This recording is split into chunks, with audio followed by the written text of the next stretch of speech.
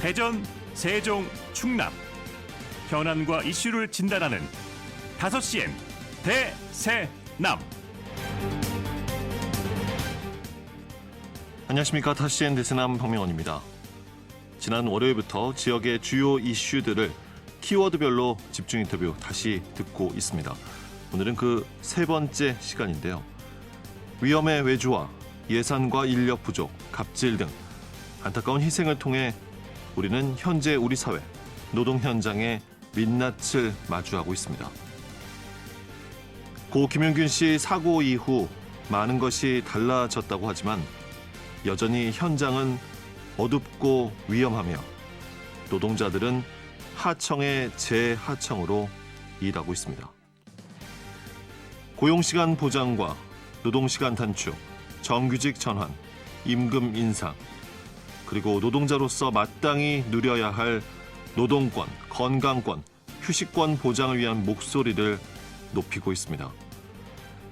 사람이라면 누구나 인간다운 삶을 누릴 권리가 있고 최소한의 가치와 존엄을 지킬 수 있는 노동 환경을 보장받아야 함은 마땅합니다. 오늘 5시엔 대세남은 노동을 주제로 한 그동안의 인터뷰 모아봤습니다. 자, 오늘 방송은 사전 제작된 녹음 방송입니다. 청취자 여러분께 양해 말씀드리면서 10월 4일 수요일 5시엔 대세남 시작합니다.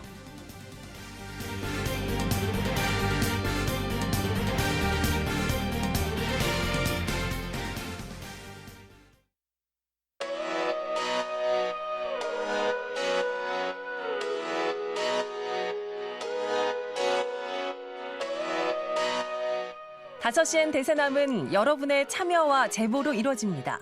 단문 50원, 장문 100원의 유료 문자 샵 2309번, KBS 대세남 유튜브 채널과 페이스북, 카카오톡 채널 5시엔 대세남으로 참여와 제보하실 수 있습니다. 선정되신 분께는 모바일 상품권 보내드립니다. 여러분의 뜨거운 관심과 제보 기다리겠습니다. 오늘 5시엔 대세남은 노동을 주제로 한 인터뷰 내용을 다시 한번 들어보면서 우리 지역 다양한 노동 현장의 목소리를 통해 노동의 가치를 되짚어보는 시간 마련했습니다. 그 첫 번째로 국내 석탄 화력발전소 58기 중 절반 이상인 29기가 충남 태안, 보령, 당진 등에 자리하고 있습니다. 이 가운데 정부가 충남 석탄 화력발전소 29기 중 2032년까지 12기를 단계적으로 폐쇄하기로 했지만 이에 대한 대책 마련이 지지부진하면서 지역 석탄화력발전소 노동자들은 고용보장 대책 등을 요구하며 목소리를 높이고 있는데요. 지난 8월 17일 공공운수노조 발전비정규직 대표자 회의 이태성 간사와의 인터뷰 내용 다시 들어보겠습니다. 충남이 많은 그 석탄화력발전소가 이미 차지하고 있다는 것은 다 아실 텐데요. 예. 가장 빠르게 지금 폐쇄가 예정되어 있는 것이 태안화력 1, 2호기가 25년 12월에 폐쇄가 되고요. 보령화력 5, 6호기가 25년에 그리고 당진이 29년에 1, 2호기가 폐쇄될 예정에 있습니다. 정책의 결정으로 이 석탄화력발전소가 폐쇄가 되는 겁니다. 간사님께서도 태안화력발전소에서 20년 넘게 일을 해오신 그 노동자 입장에서 그에 따른 대책들이 어떻게 마련이 되고 있느냐, 현재 상황들은 어떻게 보고 계십니까? 이게 노동자들의 고용 문제로만 접근할 수 있는 게 아닙니다. 가장 큰 게 이제 지역사회의 붕괴까지 함께 예상되고 있는 것인데요. 예. 20년에 보령화력 1, 2호기가 폐쇄했을 때 보령 인구가 10만 정도가 됐었어요. 그런데 폐쇄가 되면서 9만으로 인구가 급격하게 감소를 했습니다. 예. 이런 것들이 이제 반영돼서 산업통상부에서 지금 연구 영역을 진행을 했거든요. 예. 정의로운 에너지 전환에 관련돼서 발전소가 폐쇄됐을 때 그 사회적 문제가 어떻게 야기되는지를 연구 영역을 했는데 전국적으로 발전소가 폐쇄 때는 41조에 달하는 경제 감소 유발 금액이 발생합니다. 네. 이 중에 충남이 그 한 19조 2천억에 달하고요. 이를 통해서 사실 많은 아까 말씀드렸던 인구가 감소된다고 했는데 대략 그 직접 노동자라고 하는 노동자들만 계산했을 때도 보통 한 17,000명 정도가 되거든요. 아, 노동자 수만요? 예. 그러면 근로하고 계신 여기에 분들만. 네. 여기에 이제 가족이라든지 그렇죠. 그다음에 지역 상권에 이제 포함된 이러시는 가정에서 분들, 이제 산출했을 종사자분들. 때는 예. 거의 한 10만 명 정도에 달하는 인구에 대한 큰 감소라든지 지역사회가 예. 붕괴되는 것들이 지금 연구용을 통해서 밝혀졌습니다. 발전소 폐쇄 계획이 이제 빠르게 이제 진행이 될 것입니다. 근데 문제는 이렇게 진행이 되면서 그렇다면 구체적인 대안도 빠르게 발맞춰서 준비가 돼야 하는 것인데 진행이 되는 것이 어느 정도나 있습니까? 실제로 그 폐쇄되는 지역에 지금 지원할 수 있는 금액이 충청남도에서 운영하고 있는 정의로운 전환기금이라는 것이 있는데요. 예. 이 기금이 25년까지 100억 정도를 투여해서 피해 지역이라든지 지역 주민들에게 지원할 수 있는 근거로서 지금 활용되고 있는데 네. 100억이라고 하는 돈으로 과연 무엇을 할 수 있는지에 대한 것들은 나타나지 않고 있습니다. 충청남도 그렇기 때문에 전체 기금이 100억 원입니까? 예. 근데 100억 원으로 사실 아까 말씀드렸던 41조에 달하는 피해 금액을 메꿀 수 있는 것도 아니고요. 중앙정부 차원이라든지 지방정부와 그다음에 해당 시군구라든지 피해 당사자들이 직접적으로 논의할 수 있는 기구들이 마련돼야 되는데 그런 거버넌스라든지 기구들이 지금 마련되고 있지 않기 때문에 예. 그냥 피해는 피해 당사자의 몫이다. 그렇게 지금 치부되고 있는 상황입니다. 예. 태안군 같은 경우에는요, 해상폭력 발전단지를 뭔가 대안으로 조성을 하겠다는 계획을 갖고 있더라고요.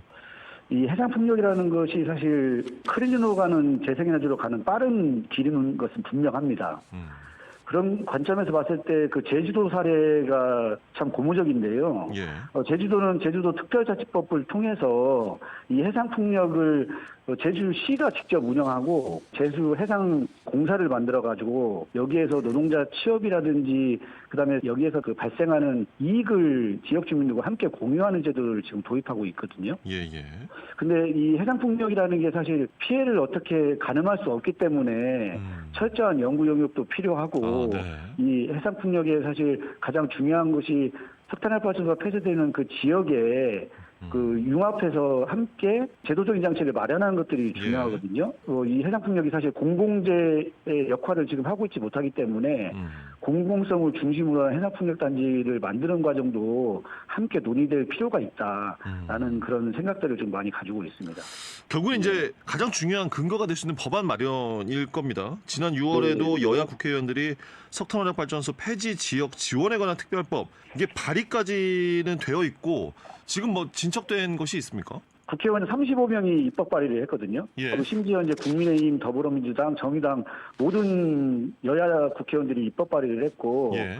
발전소가 폐쇄 밀집 지역인 충청남도 도지사님이 이 특별법에 대한 강한 만들어져야 된다는 입장을 말씀하셨어요. 예. 근데 가장 중요한 것이 정책을 만들어가는 주무부처인 산자부의 생각이 또 중요하지 않습니까? 네네. 근데 산자부의 과장님께서는 이 법이 필요 없다. 오히려 정부에서는 이 법에 대한 그 입법 취지를 생각하지 않고 네. 단순히 그 위기 지역에 있는 사람들이 알아서 그것을 만들어가야 되는 대책들이 필요하다라는 식으로 얘기를 하면서 예. 진짜 정부가 지금 이런 생각을 하고 있구나라는 생각에 좀 개탄을 금치 못한. 그래도 어떻게 좀 진행이 되고 추진이 되고 많은 분들이 관심 가지셔야 되지 않겠습니까? 어떻게 좀 방향성을 가져야 된다라고 보십니까? 저는 가장 첫 번째로 사회적 대화를 만들어야 됩니다. 그 사회적 대화를 통해서 우리가 논의하고 세심한 것까지 만들어가면서 합의를 또 이끌어낼 수 있거든요. 그런 합의를 기반으로 해서 단 한 명의 그 피해자가 발생하지 않도록 지원하고 또 보상하는 것들이 저는 필요하다고 생각합니다.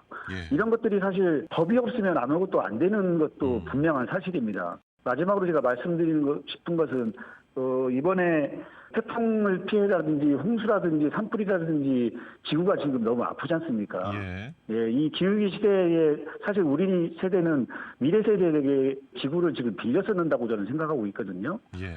온전하게 지구라든지 대한민국을 만들어갈 수 있도록 이 기후위기 시대에 가장 중요한 요소들을 함께 지역 주민들이 고민해 주시면 좋을 것 같고요. 네. 그 안에 정의로운 전환이라고 하는 발전소 폐쇄 문제가 지금 잘 만들어져서 정말로 단 한 명의 피해자가 발생하지 않는 좋은 정책들로 함께 만들어갔으면 하는 생각을 가지고 있습니다. 예.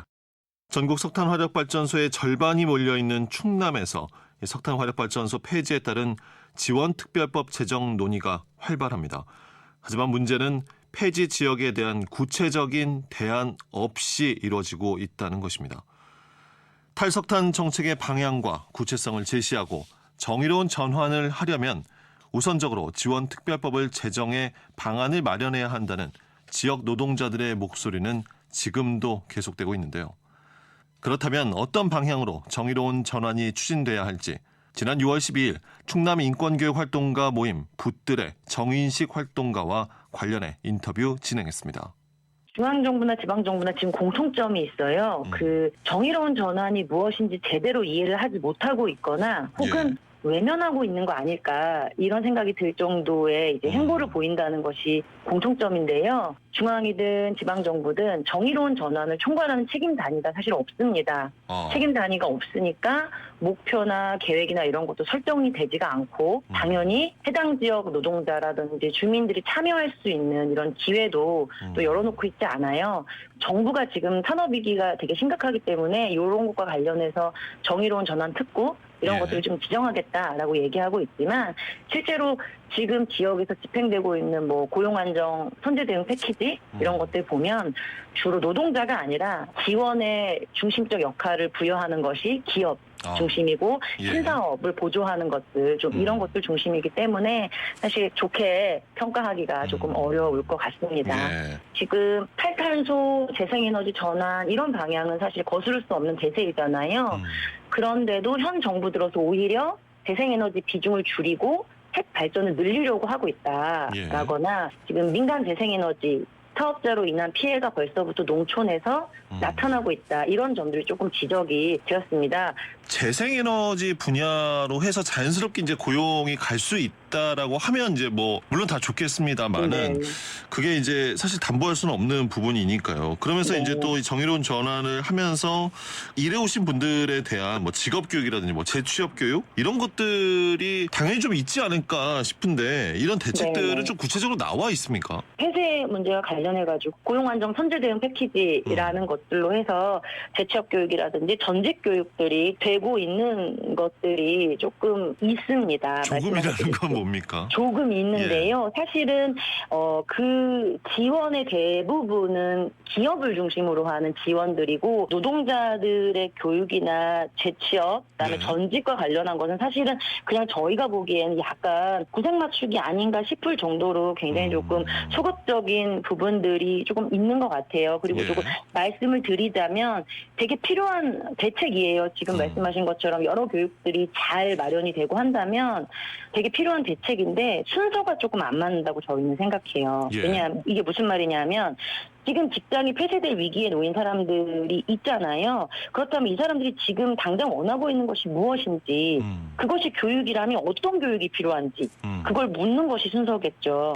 그리고 필요하다는 교육을 배치하고 일을 하는 중에도 그 교육을 통해서 재취업이 될 수 있도록 하는 이런 식의 조금 프로세스들이 마련돼야 되는 것이 맞는 것이고 만약에 이분들이 원하는 것이 교육이 아니고 다른 무엇이다라고 한다면 그게 어떤 것인지를 조금 우선 들어봐야 되는 것이 아닌가. 정부가 우선적으로 먼저 이런 교육을 조금 같이 해보자라고 제안하는 것이 아니고 노동자들이 이야기해서 제안하는 것이 맞지 않겠는가 이런 고민을 하고 있고요. 또 한 가지는 교육을 하는 것이 중요한 것이 아니잖아요. 교육을 통해서 이분들이 재취업이라든지 다른 일자리로의 전환이 중요한 것인데 담보되지 않고 있다는 거죠. 그래서 만약에 이런 교육을 진행시킬 것이면 선고용, 후교육 이런 프로그램들은 어떤가 이런 것들도 조금 발굴하고 지원할 필요가 있는 것이 아닌가 싶습니다. 충청남도에서는 뭐 구체적인 대안이라든지 그런 기구 이런 것들이 그러니까 없다는 말씀이십니까? 안타깝게도 그런 부분들이 잘 되어 있지 않습니다. 지금 사실 일자리의 문제, 그다음에 가족들 모두의 어떤 삶의 근거가 바뀌어야 되는 문제이기도 한데요. 되게 미흡하다 이런 생각이 많이 들고요. 제가 얼마 전에 석탄발전소 노동자 한 분이 말씀하시는 걸 좀 들었는데 이런 말씀 하시더라고요. 우리한테는 그냥 통보식이다. 탄소 다 없앨 거야. 그러니까 그냥 받아들여. 이런 느낌? 합법적으로 밀려나는 느낌이 든다. 이런 얘기를 해주시더라고요. 지금 또 충청남도랑 다른 발전소와 관련된 지역들이 법 제정을 촉구하고 있는데요. 저희도 마찬가지로 특별법으로 법적 근거를 갖추는 것에는 매우 동의합니다. 문제는 그 법이 규정하고 있는 지원의 내용, 방식, 그리고 이 법 제정의 과정입니다. 첫 번째로는 지역과 주민의 폐해 때문에 이 법을 만드는 거지 않습니까? 근데 지역 주민과 당사자한테 설명하고 의견을 수렴해야 되는데 왜 그 과정을 하고 있지 않은지 일단 의문이고요. 그리고 법안 내용을 보면 정부의 기금 1조 원을 뭐 조성하겠다라고 얘기하고 있는데 어떻게 조성하고 이걸 어디에 쓸지는 또 누가 결정하게 되는가. 그리고 지금 내용 중에 또 대테산업에 있어서 우리가 지금 요구하는 것들은 화석연료가 아니라 재생에너지 사업이어야 맞는 것인데 지금 법안에는 석탄발전소를 대체하는 산업으로 LNG나 수소발전을 예. 좀 상정하고 있거든요. 그렇더라고요. 이런 것들이 조금 문제적인 내용이지 않을까 싶고요. 아주 결정적으로는 그 폐지 지역에 대한 지원을 담는 법이잖아요. 네. 그런데 노동에 대한 지원이 빠져 있는 것은 너무나 큰 문제 아닐까 싶습니다. 허울뿐인 특별법이 되지 않아야겠고요.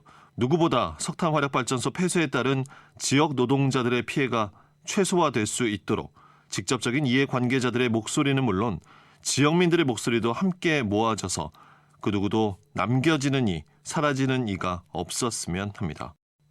추석에 감사의 선물 많이 주고 받으셨습니까? 이 기간 가장 고생하는 이들이 있습니다.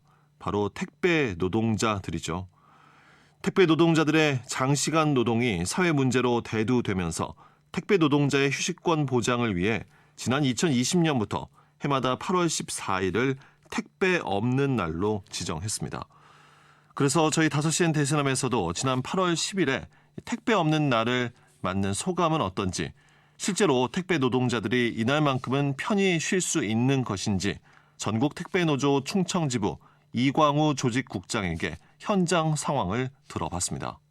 정말 택배 노동자들이 오롯이 휴가를 보낼 수 있습니까? 어떻습니까? 사실은 뭐 공식적으로 한 달 전부터 좀 이렇게 좀 신을 주면 좋은데 그런 건 예. 없었고요. 그래도 이제 14일 날 그 회사별로 민간 택배사별로 지금 배송을 이제 쉬겠다라고 이제 좀 얘기가 나오고 있는데요. 쿠팡을 제외하고 나머지는 다 쉬는 걸로 되어 있습니다. 예. 대부분의 업체들은 일단 14일에는 작업을 하지 않는 것으로. 네네, 맞습니다. 네. 이제야 결정이 된 거군요. 네네. 네. 이게 누구에게나 쉬어야 하는, 일을 할 수 네. 없는 상황이 발생할 수 있는 거 아닙니까? 네, 그렇죠. 예, 그동안 택배 노동자들은 긴 휴가는 물론 이거니와 이렇게 좀 짧게 네. 쉬시는 것도 어렵다라고 했는데 그럼 어떻게 해오셨습니까? 그동안에는 일요일을 제외한 나머지 1박 2일이라든가 2박 3일 이렇게 휴가를 갈 수 있는 여건이 안 되다 보니까 어려웠고요. 만약에 무슨 일이 있어서 몸이 아프거나 뭐 네. 병원을 가야 되거나 무슨 집안일이 있으면 동료한테 부탁을 하거나 아니면 뭐 서울 도시권 같은 경우는 이제 용차라고 해서 따로 별도로 운임을 지불을 해서 예. 처리를 하곤 했었거든요. 사실 동료들한테 부탁하기도 그게 어려운 게 각자의 다 이제 정해진 물량이 있다 보니까 노동 강도가 좀 과중되는 거에 대한 그 미안함 이런 것 때문에 부탁하기도 사실은 어렵죠. 심지어는 부모님이 돌아가셔도 뭐 장례 중에 일하고 오는 사람들도 있었어요. 택배기사님들도 있었어요. 예. 심지어는. 예. 그렇게 어려운 상황이었는데 네. 어쨌든 네. 1년에 한 번이지만 이렇게 택배 없는 날이 시행이 지난 2020년부터요 되고 있습니다. 네. 네. 실제 그간에는 그래도 어느 정도 좀 시행이 잘 됐습니까? 네, 그간에는 예, 뭐 별탈 없이 잘 수행을 잘 되고 있었습니다. 예. 태풍이 올라오고 있습니다. 네. 조직국장님 일하고 계신 예산 지역도 지금 뭐 비가 많이 내리고 있나요? 어떻습니까? 아침부터 계속 바람이 많이 내려서 물건도 많이 적고 좀 비바람 속에서 계속 사실은, 일을 하셨군요. 네, 뭐 당연히 장마철에도 그렇고 뭐 겨울에도 마찬가지지만 더우면 더운 대로 비 오면 비 오는 대로 본인 맡은 구역의 물량은 다 소화를 해야 되기 때문에 이래나 저래나 계속 하는 건 하는 거죠. 네. 아니 그런데요.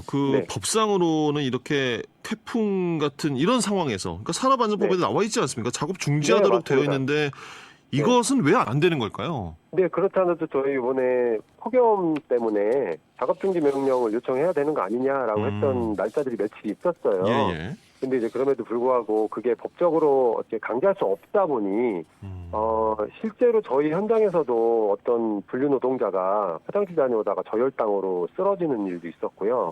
네. 그런 부분이 아쉬움은 있어요. 법과 제도가 좀 정해져 있으면 좋을 텐데. 그럼 태풍 그게 좀 상황이나 아쉽더라고요. 극심한 폭염 네. 상황에서도 특별한 대책은 없는 겁니까? 그러면? 네, 대책은 없습니다. 무조건 해야 되는 상황이어서. 근데 예전에 한참 코로나가 한참 심할 때는 물량도 많아지고 그래서 쓰러지신 분들도 있긴 했는데 사실은 지금은 이제 그 정도까지는 아니거든요. 이제 그렇다 할지라도 요즘처럼 폭염이나 이제 폭우 내리고 할 때는 좀 택배 기사님들도 좀 예. 어려움이 좀 있다 보니 국민분들께서도 택배 기다리시는데 너무 조급해 하시지 마시고 네. 좀 느긋하게 기다려 주셨으면 좋겠습니다. 이번에는 추석 연휴에 10월 2일 임시 공휴일 지정까지 합쳐 일부 택배 노동자들의 경우 모처럼 6일의 황금 연휴가 주어졌습니다. 하지만 쿠팡은 지난달 택배 없는 날에 판매 상품 매입과 배송을 직접 맡는다는 점에서 일반 택배사와는 다르다며 동참을 하지 않았었는데요. 이번 연휴에도 역시 배송을 계속했고 노동자들은 쉬지 못했습니다. 내년 택배 없는 날에는 모든 택배 노동자들의 온전한 휴식이 보장되길 바라고요. 무엇보다 조금 늦더라도 안전한 배송을 기다릴 수 있는 소비자의 인식도 필요하겠습니다. 연휴 특집으로 보내드리는 5시엔 대세남, 오늘은 우리 사회의 노동 현장에 관한 집중 인터뷰를 듣고 계십니다.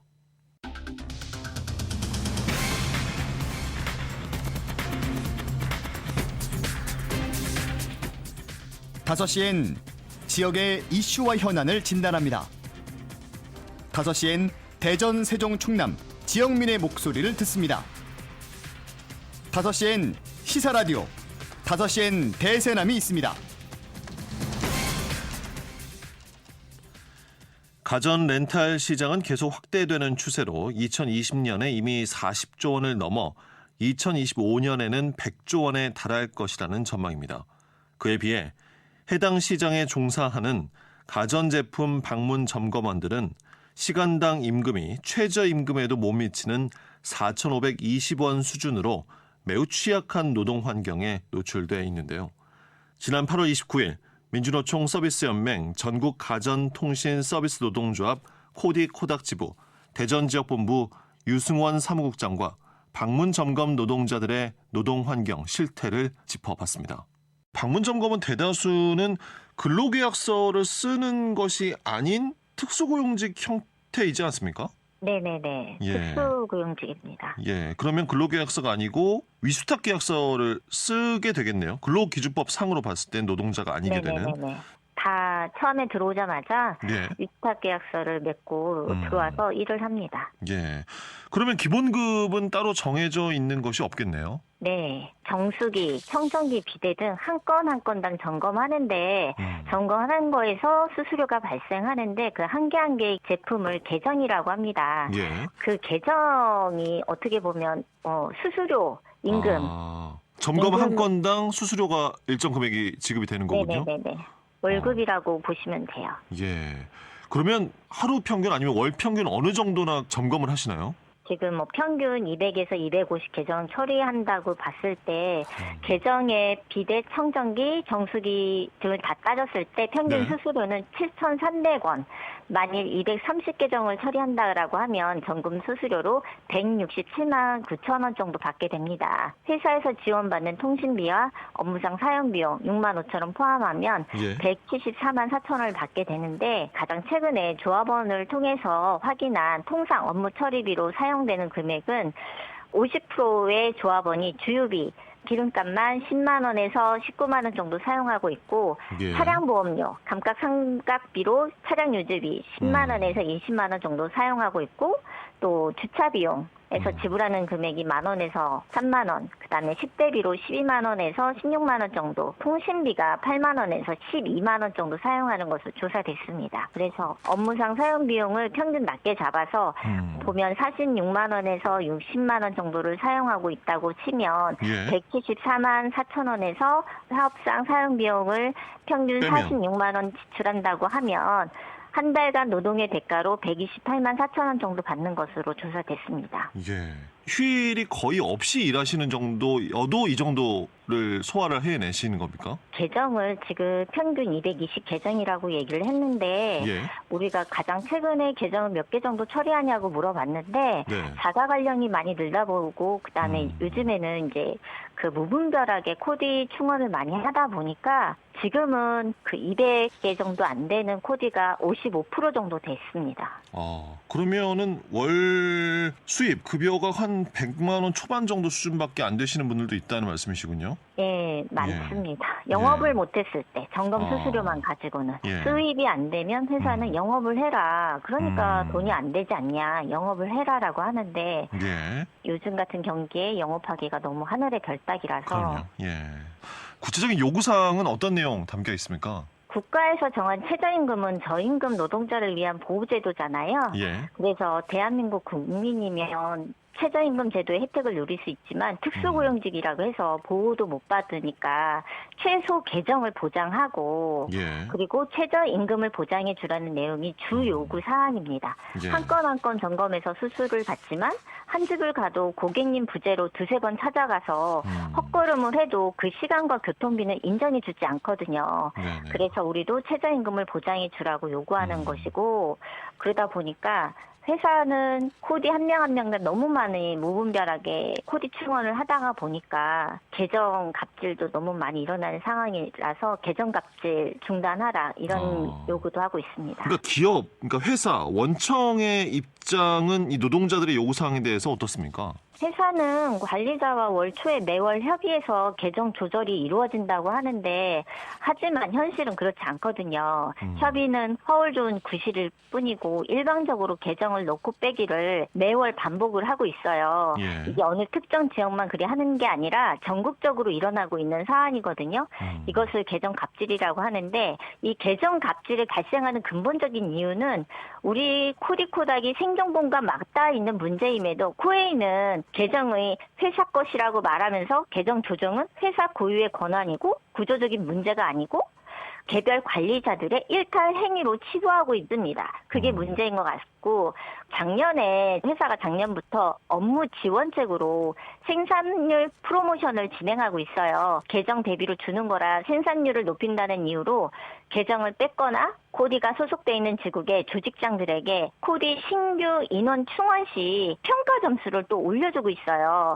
그러다 보니까 평가 점수에 따라 급여가 달라지기 때문에 조직장들 같은 경우는 지국의 코디들의 계정과 상관없이 코디를 무분별하게 충원해서 지국의 코디들의 계정은 협의 없이 일방적으로 뺐고 집어넣고 하다 보니까 다양한 방식으로 계정 갑질도 이루어지고 있습니다. 대부분의 많은 가정들이 이렇게 렌탈 가전제품을 사용을 하고 있는데 방문 점검원들에게 이렇게 어려운 현실적인 상황이 있습니다. 그런데요, 얼마 전이었죠. 작년으로 제가 기억을 하는데 코웨이 같은 경우에는 그 방문 점검원 노동조합과 뭐 임금 단체 협상 앞서서 말씀도 해주셨지만 잠정적인 좀 합의도 이루고요. 많은 부분 상당 부분 좀 개선이 됐다라고 생각했는데 현실적으로 또 달라진 점은 많이 없다. 이렇게 노동자들은 생각하고 계십니까? 많이는 좋아졌다고는 하지만 워낙에 열악한 현실이었고 지금 물가 인상률에 비해서는 터무니없이 낮은 수수료를 받고 있었거든요. 그러다 보니까 수수료가 올랐다고 해도 현실적으로 피부에 와닿지도 않고 그리고 계정 갑질 관련해서 계속 계정이 줄어들고 있는 상황에서 우리 생존권이 많이 흔들리고 있고 그리고 이제 부대공사라고 해가지고 예를 들어서 이것도 고질적인 문제인데 다 회사 같은 경우는 그런 게 거의 없는 걸로 알고 있어요. 우리는 설치비를 코디들이 내고 있어요. 회사에서는 판매인한테 내라고 하지 않았다. 고객한테 받아라 라고 하지만 설치비 내는 고객들이 없어요. 그러면 우리는 고객님들 설치를 무조건 영업을 하기 위해서 설치비를 우리가 내주고 거의 코웨이한테 영업을 하면서 그냥 계속 유지를 하고 있어요. 그러다 보니까 많이 나아진 게 많지 않는 것 같습니다.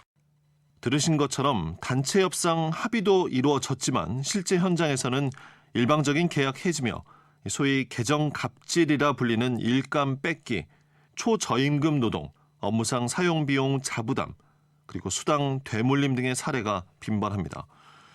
방문점검 노동자들의 노동 여건 개선 반드시 필요해 보입니다.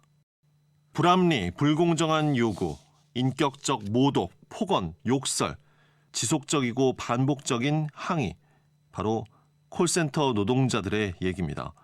그래서 대전 지역에서는 감정 노동자들을 보호하기 위한 이 대전시 콜센터 감정노동자 보호 지원에 관한 조례를 주민발의 청구 서명을 받아 지난 2023년 1월 대전시의회에 발의했지만 지난달 8일 대전시의회 상임위원회에서 보류가 됐습니다.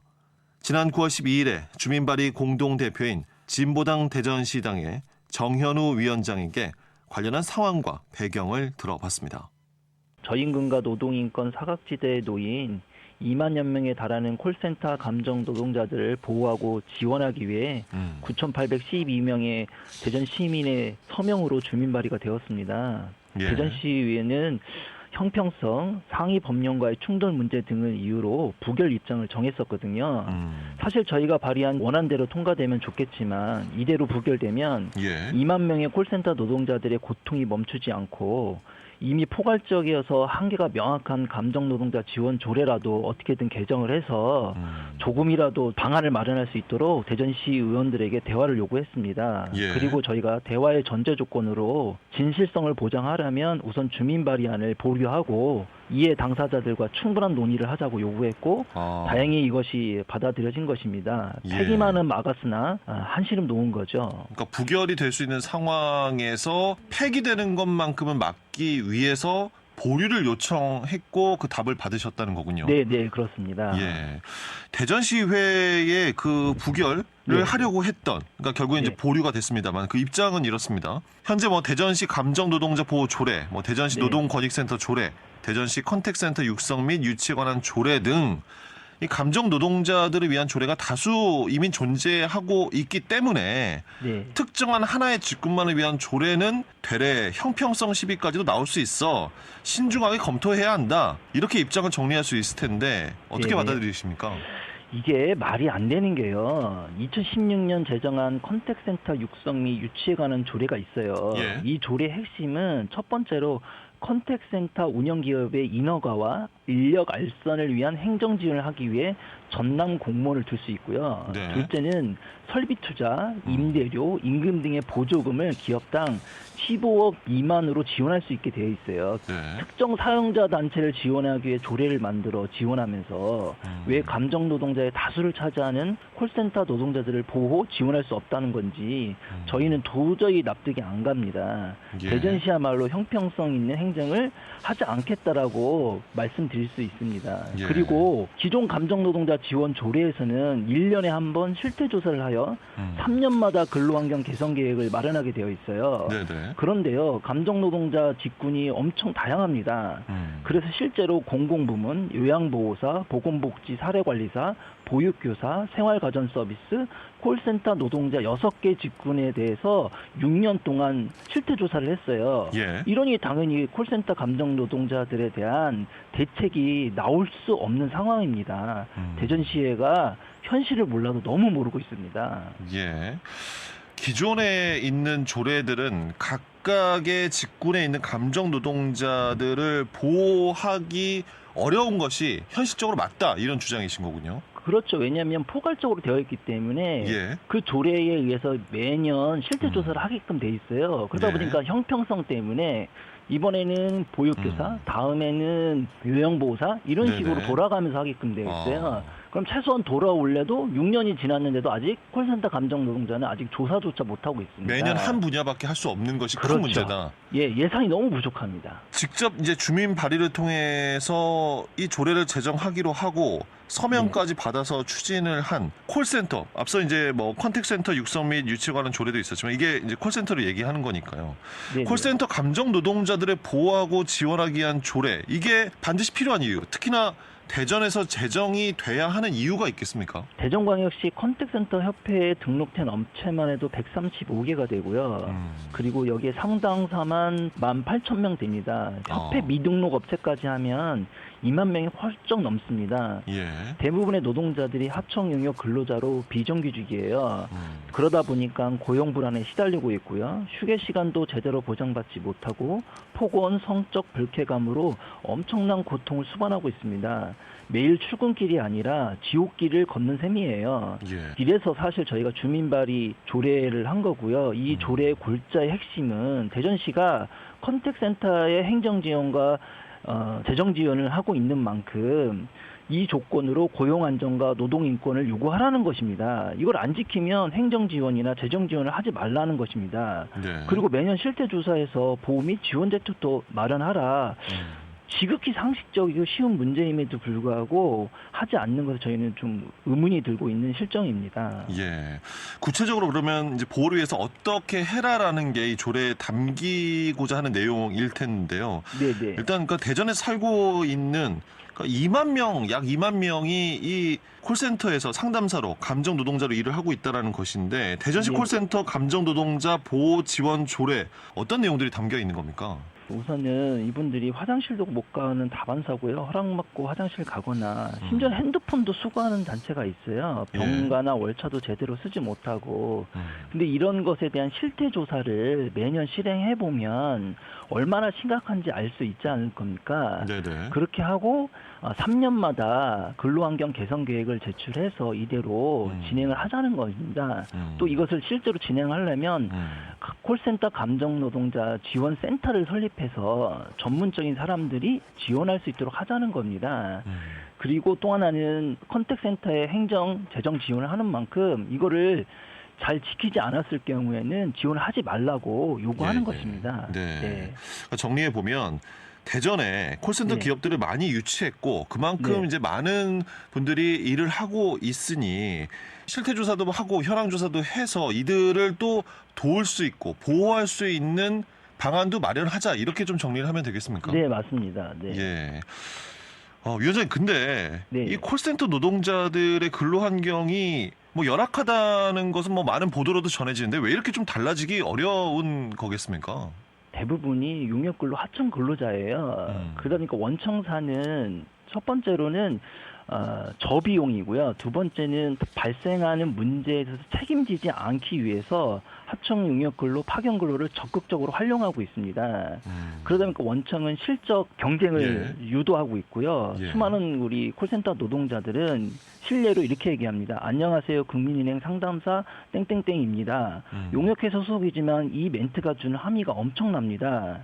대형 은행을 비롯한 카드사, 이동통신당 수많은 원청사들은 저비용으로 책임을 하나도 지지 않고 용역 파견 근로 제도를 활용하고 있기 때문에 이 구조가 절실히 개혁이 필요한 상황입니다. 네. 보류가 된 상황입니다. 이게 뭐 언제까지 보류가 되는 거고 언제 뭐 결정이 나는 겁니까? 우선은 이번 보류 결정으로 주민 발의안의 원안은 사실상 통과되기는 어렵습니다. 애초에 산업건설위원회에서 전문위원 검토 보고서는 사실상 폐기 입장이었거든요. 다만 아까 말씀드렸던 것처럼 제가 산업건설위원회에서 대표 발의자로 참석해서 보류시켜놓고 대화하자. 다른 방안을 찾자고 제안했기 때문이거든요. 다음 회기가 11월 6일에 시작되니까요. 이때까지 대전시와 대전시의 토론을 통해 충분하지 못하지만 그 대안을 마련했으면 좋겠다는 거고요. 만약 이때도 도출이 안 된다면 시의회 의장하고 상의하면 1년간 보류를 할 수 있습니다. 다시 말하면 2024년 12월까지는 보류가 가능하거든요. 충분히 이해 당사자와 대화와 그리고 실태를 확인하면서 좀 조례를 개정했으면 좋겠습니다. 지난 2018년부터 각종 감정노동자 보호법이 시행됐고 소비자와 사업자가 노동자를 좀 더 배려해야 한다는 인식도 커졌습니다. 하지만 5년이 지난 지금 감정노동자들은 이 사회가 전혀 앞으로 나아가지 않았다고 말합니다. 대전 지역 콜센터 감정노동자들을 위한 조례 추진이 보류가 된 현재 상황에서 콜센터 노동자들의 의견을 들을 수 있는 자리가 마련돼야겠습니다. 최근 한국문화예술교육진흥원이 내년 학교 예술 강사 20%를 줄이겠다는 계획을 세우면서 학교 예술 강사 1,000명이 일자리를 잃을 위기에 처했습니다. 정부는 이번 지침의 근거로 일자리 창출과 근태 문제를 들고 있는데요. 지난 6월 21일 전국 학교 비정규직 노조 이현주 예술 강사 분과장과의 인터뷰입니다. 진흥원은 2024년 학교 예술강사 선발 과정 간담회를 열어서 노동조합을 포함한 예술강사 단체들 의견을 듣겠다고 했어요. 예. 그런데 그 자리에서 내년에는 기존 예술 강사의 20%를 탈락시키겠다고 밝혔습니다. 그 이유로 내세운 것이 첫 번째로는 국정감사에서 정부 예산이 투입되는 사업인데 일자리 창출이 안 되고 있다는 것이 문제로 지적되었다는 점이고요. 예. 두 번째는 근태 문제가 있는 강사를 걸러내겠다는 점을 이유로 들고 있습니다. 그런데 이제 이 부분에 대해서 예술 강사 선생님들이 반발을 많이 하고 있는 상황입니다. 정부 예산이 투입되는 사업인데 일자리 네. 창출이 되지 않고 있다라는 게 이게 이해가 잘 안 되는데요. 네, 그러니까 왜냐하면 저희가 지금까지는요, 예. 진흥원이 차년도 예술 강사 선발을 할 때 기존 강사를 대상으로 1차 접수를 받은 후에 예. 이제 모자른 티오만큼 2차에서 신규 강사 접수를 받아왔거든요. 예. 그런데 이제 그렇게 할 수 있었던 이유는 학교 예술 강사 지원 사업 온라인 시스템에 강사들이 기존에 등록한 이력서나 경력에 대해서 저장된 부분이 있기 때문에 추가된 내용이나 자기소개서 등 수정을 할 부분은 수정하고 차년도에 수업을 어떻게 할 것인지에 대해서 교육 계획서를 입력해서 내면 예. 대부분 계약이 갱신돼 왔어요. 네. 근데 네, 이렇게 유지해온 이유는 이제 이 사업이 23년 동안 연속해서 유지되어 온 만큼 기존 강사를 우선 채용해 왔던 거거든요. 그런데 갑자기 내년에는 20%를 탈락을 전제로 재선발을 거친다고 하니까 예. 이제 약 5,000명 중에서 한 1,000명 정도가 일자리를 잃게 되는 상황을 갑자기 맞이하게 된 것입니다. 전국의 학교 예술 강사분들이 한 5,000명 지금 일을 하고 계시는데 네. 당장 이제 1,000명 정도는 탈락시키겠다라는 게 이 문화예술교육진흥원의 입장입니다. 네. 예. 그러니까 20%를 탈락하고 그럼 20%를 창출하겠다고 하면 네. 그게 창출입니까? 네, 그렇죠. 그래서 일자리 창출에 대한 부분이 그 전 정부들은요, 예산 증액을 통해서 진행을 해왔어요. 그런데 예. 일자리 창출이라는 말을 사용하면서 성실하게 일하고 있는 다른 사람의 일자리를 빼앗는 방식이어서는 안 되는 거잖아요. 예. 예산을 들여서 창출하지 않고 열심히 일한 사람을 쫓아내는 이 지침은 이제 절대 일자리 창출이라고 볼 수가 없죠. 예. 근태 문제라는 거는 그러니까 근무상에 어쨌든 문제점이 있는 인원들에 대해서는 감축을 하겠다 이런 뜻입니까? 네, 그렇게 얘기를 하고 있는데요. 예. 굉장히 극히 일부분이라는 것을 진흥원이 이제 본인들이 자료를 얘기하면서도 알고 있어요. 예. 그런데 이제 저희가 근태 문제 같은 경우에는 이미 취업 규칙 등을 통해서 관리가 되고 있는 상황이거든요. 네. 그런데 이걸 가지고 대량 해고로 이어진다는 것은 이유가 될 수 없다고 보고요. 그리고 선발 과정에서 진흥원이 말한 문제 강사를 걸러낼 수 있다는 것이 사실상 불가능하다고 생각을 하고 있습니다. 네네. 그러면은 결국에는 성실하게 수업을 해온 예술 강사들이 탈락을 할 수밖에 없는 상황을 맞이하게 될 거고요. 예. 그리고 또 여기서 굉장히 중요한 지점은 교육이나 연수 등을 통해서 방안을 찾을 수도 있는데 이제 십수년씩 헌신해온 예술 강사를 가장 쉽고 비용이 가장 덜 드는 방법으로 한 인간의 생존권을 빼앗겠다는 선택을 한 것에 대해서 굉장히 받아들일 수가 없다는 입장입니다. 예. 문화예술교육진흥원에서는 그러다 보니 반대 네. 목소리가 나오고 있습니다. 우려의 네. 시선도 있고요. 네. 10%로 그 감축 인원을 줄이겠다 이런 얘기까지 나왔다는데 들으셨습니까? 네. 네, 맞습니다. 노동조합에서 이제 대응을 하고 있고 예술 강사들의 반발이 좀 거세지니까 진흥원이 20%에서 10%로 탈락 비율을 줄였어요. 예. 그런데 처음부터 탈락을 전제해준 선발 자체가 이제 없어져야 하는 입장이거든요. 네네. 왜냐하면은 1,000명 해고랑 500명 해고는 사실 뭐가 크게 다를 게 없는 거잖아요. 그리고 이게 예술 강사들한테는 생존권이 달린 문제니까 그런 좀 생각이 들고 이제 그 국정감사 얘기를 이제 진흥원이 계속 강조를 하는데 사실은 국정감사를 예술 강사 선생님들이 되게 관심 있게 지켜봐요. 예. 문체부가 할 때 챙겨서 보시거든요. 예. 그런데 국정감사에서는 예술 강사 고용 불안이나 건강보험 미적용 아니면 낮은 임금, 열악한 처우 막 이런 지적들도 굉장히 많았거든요. 네. 그런데 고용과 처우에 대한 부분은 하나도 개선하지 않으려고 하면서 근태랑 일자리 부분만 국정감사에서 지적된 부분을 강조하면서 추진하고 있는 것에 대해서 참 답답한 마음을 가지고 있습니다. 네. 대체 이게 어떻게 일자리 창출인지도 이해하기가 어렵고 설령 네. 문제가 있는 소수의 그 학교 예술 강사가 있다 하면 그건 선발 네. 과정이나 재개혁 과정에서 충분히 걸러낼 수 있는 부분인데 이렇게 네. 20%, 10%로 딱 탈락 비율을 정해놓고 내년도 네. 선발을 한다는 것 자체가 참 이해하기가 어렵고요. 네. 학교 예술 강사는 그러니까 초중 고등학교로 출강을 해서 예술 분야 과목을 학생들에게 가르칩니다. 방과 후 강사와 혼동을 하시는 분들도 적지 않을 것으로 저도 생각이 네. 되는데 학교 예술 강사 구체적으로 어떤 일을 하고 있고 어떻게 이제 네. 고용이 되고 있는 겁니까? 저희는 이제 문체부 산하기관인 한국문화예술교육진흥원이랑 근로계약을 맺고 이제 전국에서 초중고등학교 약 8,500개 학교에 출강하고 있어요. 예. 근데 모든 예술 분야가 다 되는 건 아니고요.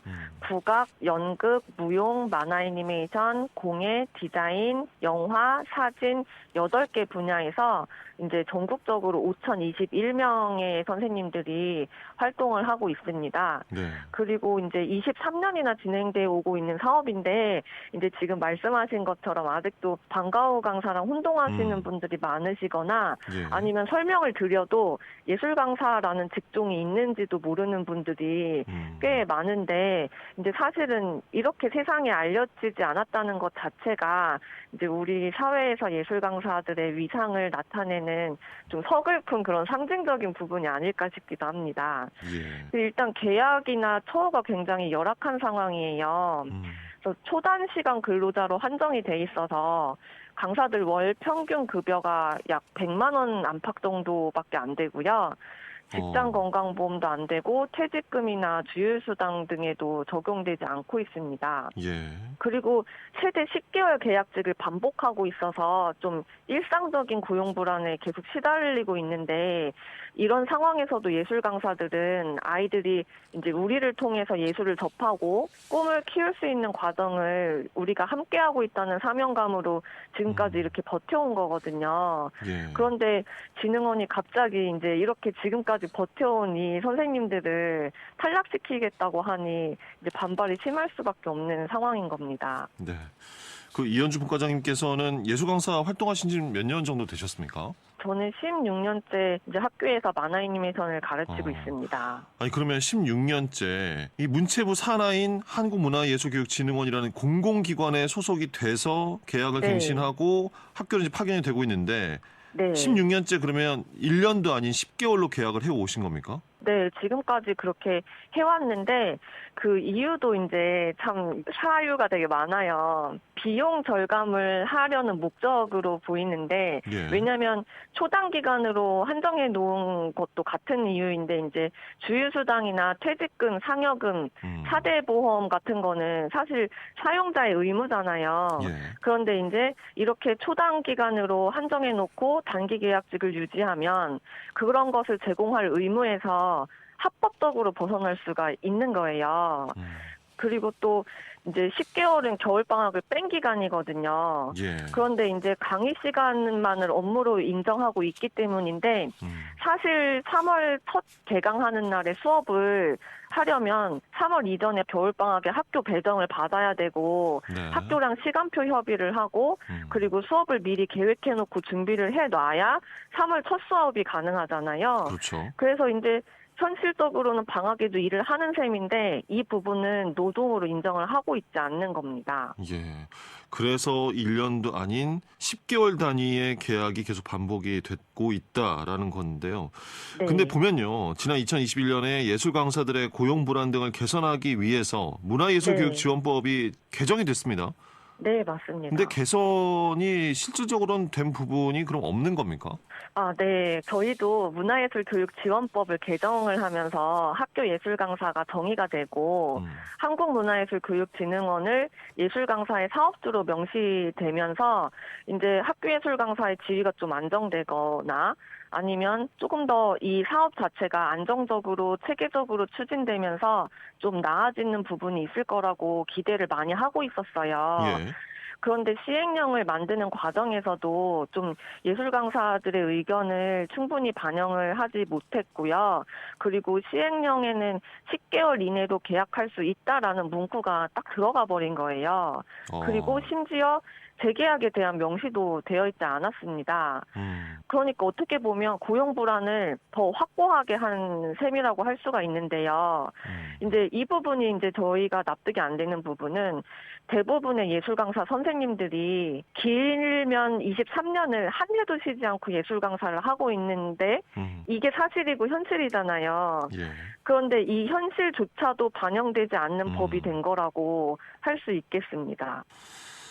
참 답답한데요. 본과장님, 그 학교 예술 강사 분들 이렇게 많은 전국에 5,000분이 넘는 분들이 네. 학교에 가서 학생들에게 예술 교육을 해 오고 있습니다. 안정적으로 우리 아이들이 학교 예술 교육 받을 수 있도록 시행될 수 있도록 어떤 것들이 그래도 뒷받침돼야 할지 끝으로 입장 들어보겠습니다. 네. 일단 첫 번째로는 당연히 이제 무기계약 전환인 것 같습니다. 왜냐하면 이 예술 강사 사업 자체가 되게 장기적인 목표를 가지고 설계된 사업이잖아요. 예. 그냥 무슨 이벤트처럼 뭐 단기적으로 하고 말고식의 사업이 아니라, 그런데 정부에서 수립한 이런 장기적인 교육 사업을 그 안을 채우는 예술 강사들은 단기 고용 형태로 채워서 진행을 하려고 했다는 것 자체가 말이 좀 안 된다고 생각을 해요. 예. 그래서 첫 번째는 이제 고용 안정이 이루어져야 예술 교육도 안정적으로 이루어질 거라고 생각이 들고요. 그리고 이제 어떤 직업이든 교육이나 연수가 계속 있어야 업무 성과도 올라가잖아요. 예. 그런데 문제 강사를 해고할 생각을 하기 전에 예술 강사들의 역량을 높이고 좀 발휘할 수 있는 구조를 만들고 결과적으로 수업의 질을 높일 수 있도록 하는 부분도 비중 있게 검토해야 한다고 생각이 됩니다. 내실 있는 학교 예술 교육이 이루어지려면 예술 강사들의 고용 안정부터 보장돼야 하겠죠. 예술 교육의 공적 가치를 인정받기 위해서는 예술 강사들의 중요성을 모두가 체감할 수 있도록 기본적인 근로 환경부터 바뀌어야겠습니다. 오늘 5시엔 대세남에서는 석탄화력발전소 노동자와 택배, 콜센터, 방문 점검 노동자의 근로 환경, 그리고 학교 현장의 예술 강사까지 우리 지역 노동자들의 인터뷰 다시 들어봤습니다. 내일은 우리 지역에서 발생했던 재난을 주제로 한 인터뷰 내용 모아 전해드리고요. 재난 이후 상황도 점검해 보겠습니다. 오늘 끝곡 소양의 바람의 노래 준비했습니다. 이 노래 전해드리면서 저는 내일 다시 찾아뵙겠습니다. 지금까지 박명원이었습니다.